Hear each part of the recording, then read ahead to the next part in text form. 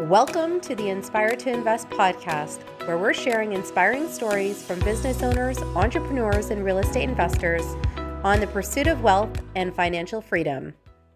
This episode of the Inspire to Invest podcast has been brought to you by the REI Loop. Hey everybody, welcome to Inspire to Invest. I have Stephen Predmore from Talbot Investments here with me from Baltimore, Maryland. He is a full-time engineer and he started investing in single-family homes and he quickly realized their limitations and shortcomings. He pivoted to multifamily and other bigger deals by investing in other people's projects, and now he helps to find, fund, and manage his own. He currently has approximately 200 units, which are a short mix of joint ventures and syndications, along with self-storage units in Texas. And he balances his W-2 income and investing while giving people tips on how they can also get started. So thank you for being here today. How are you? Great. Thanks for having me on your podcast, Serena. Happy to be here and to share and potentially inspire some other full-time folks, maybe some other engineers that are looking to get started and figuring out how can I get started investing in real estate. Yeah, and I think that's one of the biggest things is that there's so many options right now. It's hard to know what's best. Where do I go? What do I consider to focus on, right? So, Sure. in terms of your own journey, maybe you can take us back to the beginning since you are, not necessarily doing this full time. So you have your career. Where exactly did real estate come into the picture for you? I think like a lot of people, me and my wife started watching HGTV on, early 90s.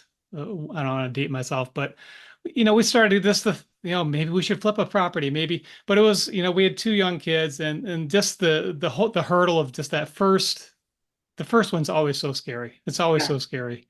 Um, and just never could do it, never could figure out a way to do it. Then I really started listening to Bigger Pockets. I want to say that's kind of my biggest aha moment, and Yeah. just kind of soaking that up for, to and from work. Whenever I was in the car, was Bigger Pockets you, Yeah. and really got some ideas on how to kind of tackle that first deal. Yeah. And again, I'm a full-time engineer, and I've had a couple companies in the past, so I was able to tap into some of that retirement money. Yeah. Um, I took a loan against it, and that's how I got started. Nice.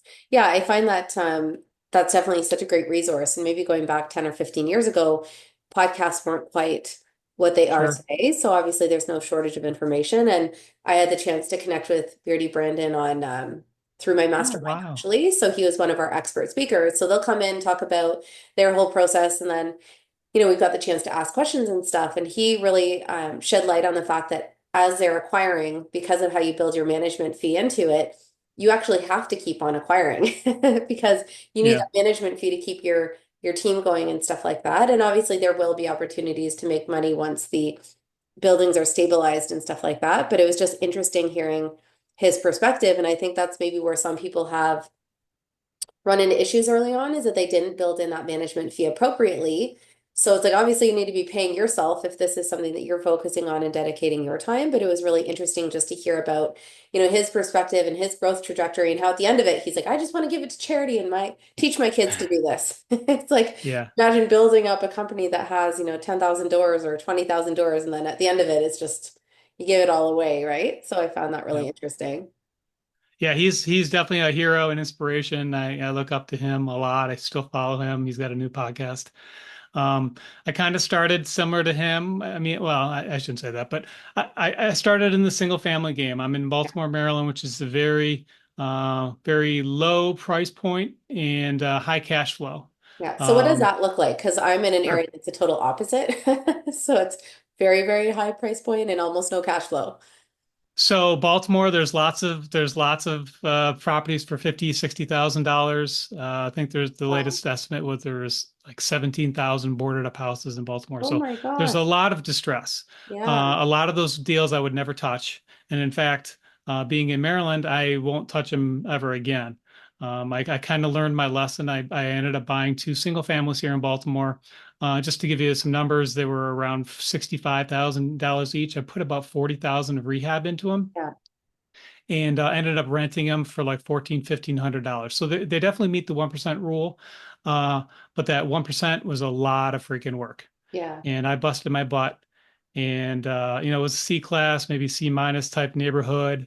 It was during COVID initially, Yeah. and it got rehab really quick. Their crews were all of a sudden out of work. Everybody had canceled their contracts. So anyway, we got rehab really done. I got a tenant in there.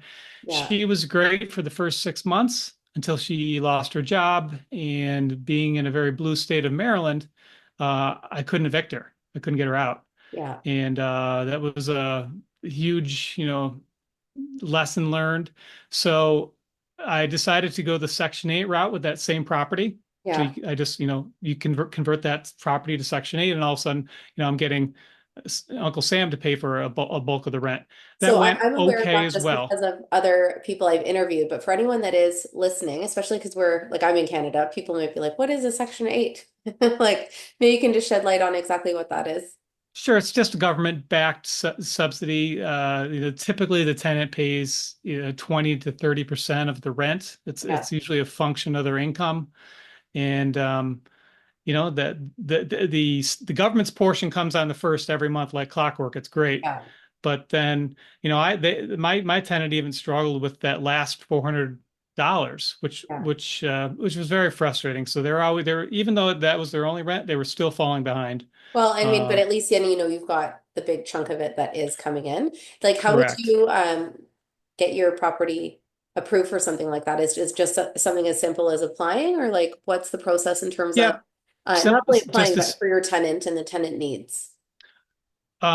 So yes, I applied, and they're totally looking for I think there's a backlog of like 10,000 people or something like that. I know my tenant had been waiting for 11 years to Oh, get a Section 8 thing. So she was very, you know, I mean, the first day I listed it, I probably got like 30 hits. yeah, So it was just a matter of kind of going through those and finding the best one. right. A lot of single families or single parents with kids. Yeah, Um, so that's how they did it. And then yes, there was additional inspection, just some rules that they have. yeah. So then how did you kind of parlay over then into multifamily? Like what was your steps involved in that? I know that in your bio you talked about joint ventures and syndications and stuff like that. Mhm. And I can see why that's popular for people that have the money but maybe not the time that they want to go into those situations as limited partners or whatever that is. But for your own deals, like how have you found that process? How did I find it? So I joined a mastermind. After my two single families, I said, there's got to be a better way. I'm just killing myself. We had somebody leave, so there was another turn and it was more damage, and I was just like, there's got to be a better way. And yeah, I joined a multifamily mastermind, Yeah, and just started being around other people that had kind of been through the steps that I had been through. yeah, They'd all done the single family game and kind of taken their bruises and said, let's do this smarter. And yeah, it's been mind shattering, like how great it is to be around other people that see that. And now that I'm in these masterminds, there's lots of deals. There's lots of people yeah, that have deals, and bigger deals mean more people involved. yeah, So you don't just need to be the guy finding it, or there's asset management, there's capital raising, there's lots of things to do for these bigger deals. So I've found a lot of people that I've hooked up with, and we've done several, like you said, JV deals. yeah, I've done some LP syndications. I've done some co-GP deals as well. yeah. Yeah, and I find that that's within my mastermind, my community as well. There's a lot of people that, I think some of them have the bigger regret that they just didn't go bigger sooner because, Hmm. one person had explained it a great way. It's just when you have a single family home, think about all your different expenses, but you're relying on one source of income. And with multifamily, there's less leaks because you could have 12 units or 100 units or something like that. And if somebody's moving out or doesn't pay rent for a little while, it's a non-event because you're able to cover yourself with all of the other maybe more dependable tenants, right? And Yeah. just even covering larger expenses and stuff like that. But it obviously comes with, a different level of expertise because then you're involving securities lawyers. At least for us here in Canada, like there's very strict parameters around how many limited partners that are generally acceptable. Like I think our limit's typically 50 on a deal before you have to get an exempt market dealer involved. So I don't know what that's like necessarily in the United States, but obviously there are just some things you've got to be very careful of here so you don't, run in any hot water with the Securities Commission. That's correct. Yeah, we have 506B deals where you can have up to 35 sophisticated investors. Right. But yeah, again, that would all that talk would have scared the bejesus out of me, 2 years ago. Yeah. But now it's just being around other people, and it's like, oh, we have securities lawyers, we have people who just hire this guy at the scale. Yeah. So these Yeah. things don't scare me anymore, which is great. Yeah. Yeah. I think it's always scary the first time, right? Sure, Now, when sure. you look back at your portfolio and where it is today, what would you say is something that you feel like you're most proud of? Most proud of, I want to say the most proud of was getting into the mastermind, honestly, because the deal flow is nonstop. I've met some great folks that I have unlimited deals, I would say. Yeah. So that in itself, it's more of a matter of like, do I have money or do I have time? The deals are there, Yeah. especially now. There's a lot of distress in the market. Yeah. And so, I mean, my first deal was a JV deal in Anchorage, Alaska. Again, I'm in Maryland. So that tells you the power of the mastermind. Again, I was looking for smaller deals and I was looking for red states. Okay. Being in Maryland, I really got burned, and I wanted to invest in red states. So So by red states, you now, mean more landlord friendly. Okay. landlord friendly. Yeah, they vote Okay. they vote red. Yeah. So Alaska, I'm in Texas, I'm in Florida, I'm in North Carolina, Indiana, Ohio, those types of things. Yeah, yeah, I always find that really interesting. And we've got the same thing here. Like my province is not only very, very expensive, like the average single family home, and it is depressed a little bit now, but I'm going to say like around 1 million is the average just for a single family home. Like nothing crazy. It could even be a townhouse. And then you're also looking at very, very strict landlord tenant laws. So it's very challenging to get people out. It could take anywhere from 8 months to 2 years, depending on the Oof. circumstances. So you can Wow. imagine having a payment of rent situation where there are other provinces like New Brunswick tends to be really popular for us here, where you could buy, say a sixplex for a couple $100,000, but you could have your tenants out pretty quickly, like within a week or something like that. And Alberta's typically pretty landlord friendly as well. So yeah, you got to know where Great. you're investing and just not be afraid to go where you need to go, right? Yep. So, in Yep. terms of challenges, what would you say are some of the biggest obstacles that you've faced as you've continued to grow and scale and diversify? Again, my biggest challenge was when my tenants stopped paying rent, and I I kind of wanted to learn the process, like Beardy Brandon always says, like you want to be the property manager initially just to learn the ropes. And I kind of took that advice and I did. So I went down to the courthouse. I tried to evict them. I did the posting. Um, and it was just so frustrating. Like whatever technicality, things get delayed a month or 2 months. Over again. And I realized that, there's better people because I saw other landlords had hired, professional people to handle these things because who wants to be sitting at a courthouse at 1 o'clock in the afternoon on a work day? So, I got to take time off. So that was my biggest learning experience was just trying to go through the eviction process and just getting burned so badly. Yeah, and that's what I've heard here that sometimes people could wait 10 months for their hearing and then something could be wrong, like a date or something like very Hmm. insignificant, and literally they have to start the whole process over again, right? So I think there is That's correct. value, even if it costs money, like you're waiting on that money, but at the same time hiring a paralegal or hiring someone that specializes in that, knows the ropes, probably knows the people at the courthouse, can Right. get things done quicker and more efficiently for you so that you can put Yep. this behind you.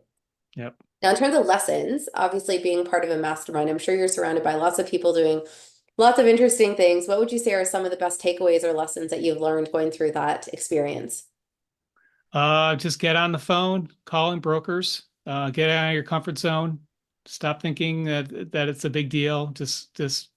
We have mastermind meetups, and literally it's just like, okay, open up your phone, look at your contacts, Yeah, and just start calling and just kind of getting over that. That's the inspiration that I need as an engineer, maybe not wanting to do that. yeah, So just calling brokers, contacting brokers, always being in touch. yeah, Also, one of the biggest things that I learned from the mastermind was being out there on social media and attraction marketing and kind of just posting what you're doing, what you're investing in. Maybe you're looking at a deal that didn't go so good or pan out. document that. Why didn't it work out? So people are interested in these types of things. So that's another huge bonus that comes out of a mastermind is resources for social media enhancement, those types of things. Yeah. I recently hired a VA that was purely because of the mastermind. Said, why are you wasting your time posting on Facebook? There's people that you can hire that are much better at this. That Yeah. you're still working your W-2. Yeah. Hire somebody to do that. Yeah. I Check. was talking to someone recently that I met her in April or May. And she actually didn't even have an Instagram account. She started one, but she hired someone that really specializes in it. And she's kind of gone, a particular route with it. But I think she's grown to like 30,000 followers just in the last 6 months. But it's a combination of just how she's kind of putting out that content. It's all like very short lessons, like 3 ways to stay broke or 5 things rich people do. And like just these really tight, you know, short clips as if you're talking to a Right. friend and getting advice and stuff like that. But however he's doing it, and it's, might even have a 1 sentence caption or something like that. But it's Right. gotten really crazy engagement. Some of her posts have gone viral or 600,000 or 700,000 views and stuff like that, where she'd started on her own. Like, it can obviously take a lot longer. So that's something that she's investing in. And I think maybe it's around a $1,200 per month spend, but it's obviously going to add very significant credibility. So when she does start presenting deals and stuff like that, she's already built up this audience that knows, likes, and trusts her, right? So I think it's a very smart strategy depending on what your focus is.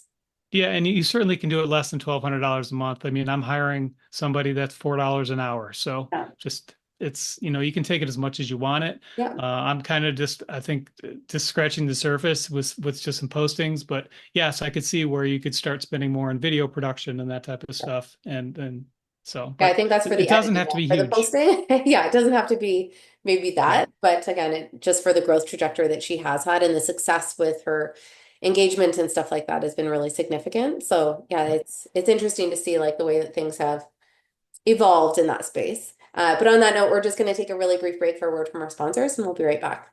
There's no denying that real estate is one of the tried and true ways to grow your wealth. But if you don't have access to the right systems or software, you could run into issues from the very beginning. If this sounds like you, then you have to check out the REI Loop. This is the ultimate tool for real estate investors. It's loaded with deals, resources, and so much more. This platform will help you streamline acquisitions and dispositions and give you access to a powerful CRM to manage all of your relationships with clients, potential clients, and suppliers. You can take advantage of a free trial, or better yet, they have an offer of $99 a month. Check them out at The REI Loop on social and thereiloop.com. The REI Loop is your go-to platform for everything related to real estate and real estate investing. Grow a portfolio to give you the financial freedom and long-term legacy that you're after. Again, go to thereiloop.com and give them a follow at The REI Loop. Welcome to the Wealth Club, an exclusive community dedicated to elevating your journey towards financial freedom, well-being, and success. The journey to 1% starts here. Join like-minded leaders and commit to growth for the mind, body, bankroll, and soul. Learn all the proven techniques to change your life forever with direct access to a massive team of more than 10 tried and true experts. Moreover, members enjoy priority access to investment opportunities, job openings, and partnerships within the community. For just $1 a day, members gain entry to specialized forums covering a wide spectrum of fields. Discover diverse income streams, new opportunities, collaborations, and employment. Partake in weekly Zoom calls with our team and join monthly live Q&A sessions. Compete and win cash prizes. Active members top the leaderboard for monthly rewards. Ready to get started? Join today to unlock your true potential. To sign up, go to school.com/The Wealth Club. I value transparency, integrity, and trust. If you choose to work with me, you can be assured that business will be conducted honestly and openly. Time is of the essence in this industry, so you can expect nothing short of quick, clear communication from me. I'll keep you informed every step of the way so you feel comfortable throughout this entire process. Our homes are where we eat, sleep, relax, and play. My clients' best interests are at the heart of everything I do. And with this said, my service to you doesn't end when the transaction does. As your realtor, I'll not only help you buy and sell your property, I'll also educate and support you along the way. I want to help you fulfill your goal of home ownership and become your trusted real estate resource for life. I can't wait to share my passion for real estate with you. More importantly, find you the perfect house to turn into your home. Looking to buy, sell, or invest in Durham Region or Toronto? Let's chat. Inspired to Invest is proud to support the Beyond Success program. In today's complex world, it's absolutely crucial for our youth to learn how to take charge of their financial future. We believe that every young person deserves access to accurate, practical financial information. Designed to bridge the gap, the Beyond Success program leverages a comprehensive educational bootcamp to equip young minds with essential financial literacy skills.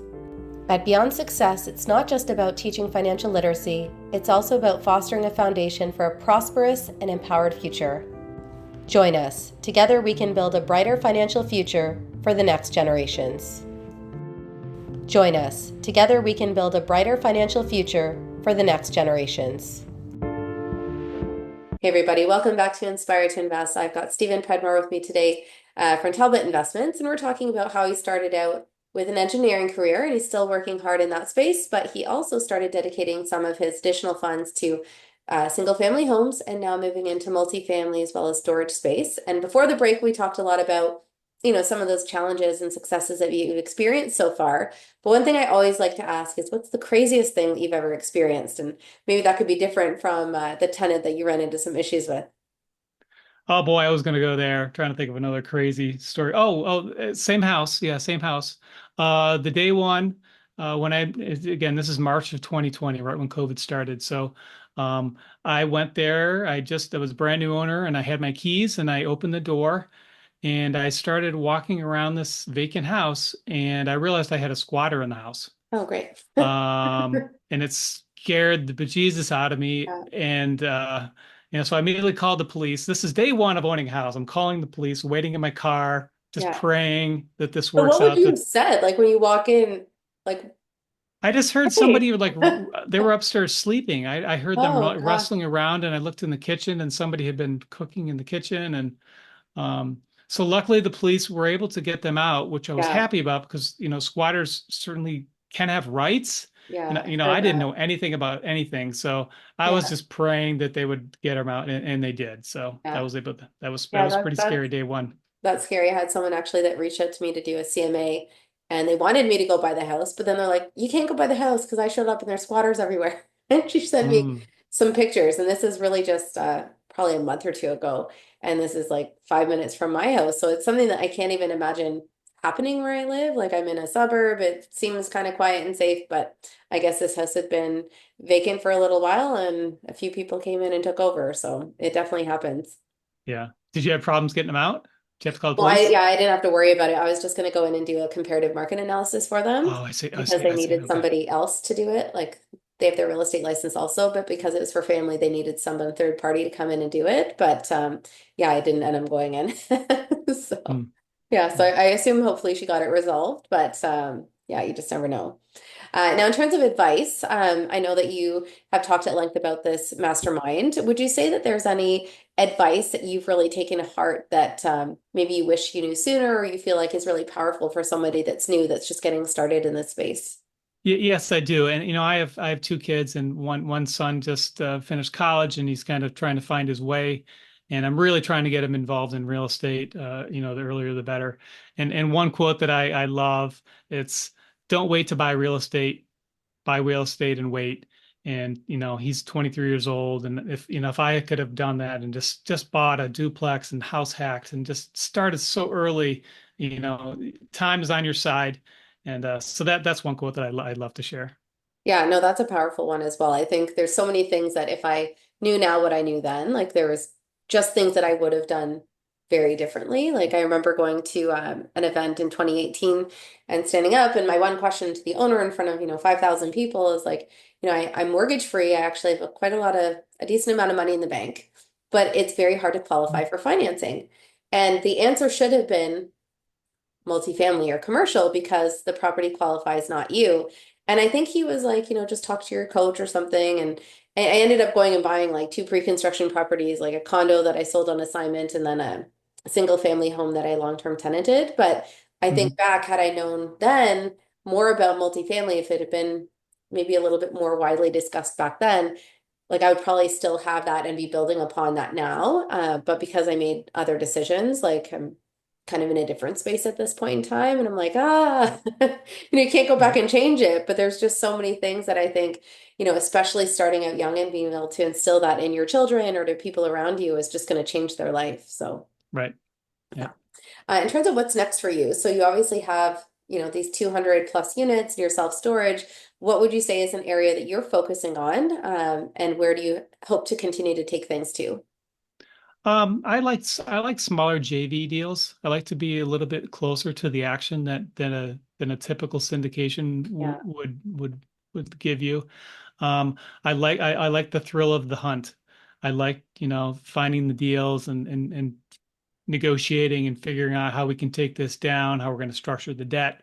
That's really what I want to do.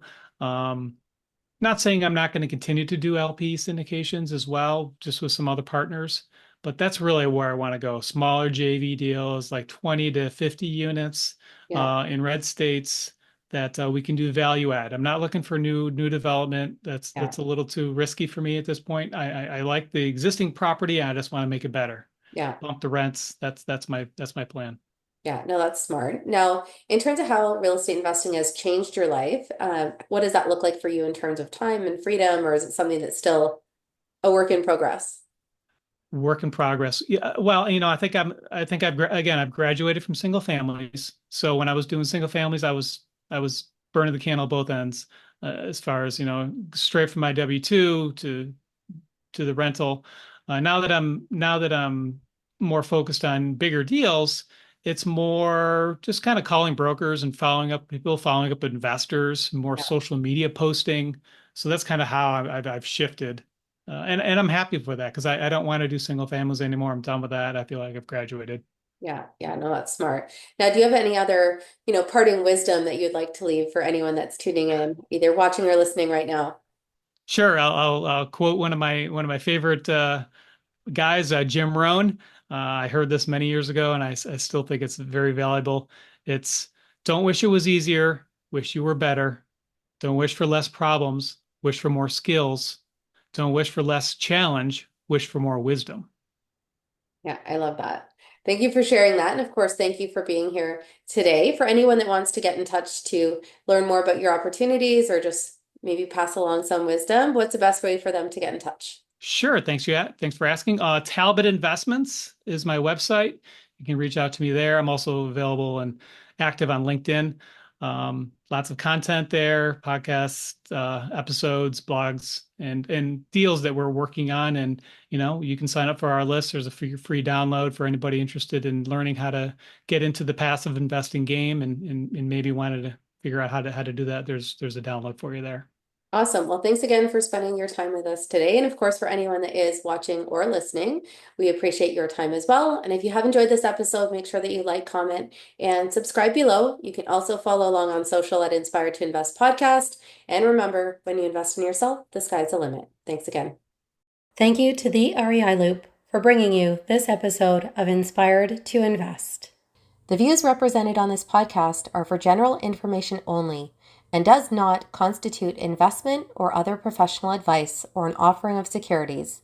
The host and guests featured on Inspired to Invest make no representations as to the performance of any particular investment. Should you decide to make an investment, you are responsible for conducting your own review and analysis. It is recommended that you obtain independent legal, accounting, and tax advice from licensed professionals.